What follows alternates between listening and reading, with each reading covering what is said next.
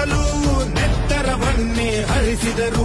ಈ ಕನ್ನಡ ತಾಯಿಯ ಮಡಿಲಲ್ಲಿ ವೀರ ಮರಣವ ಹೊಂದಿದರು.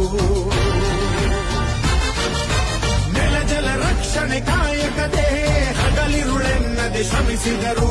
ಲಾಠಿ ಬೂಟಿನ ಒದೆ ತಿಂದು ಶತ್ರುಗಳೆದೆಯ ಮೆಟ್ಟಿದರು. ಉಪವಾಸ ಸೆರೆವಾಸ ಎದೆಗುಂದದೆ ಮುನ್ನುಗ್ಗಿದರು. ಅವಮಾನ ಅತಿ ಬಹುಮಾನ ಎಂದರು ಕನ್ನಡ ಸಿಂಹಗಳು.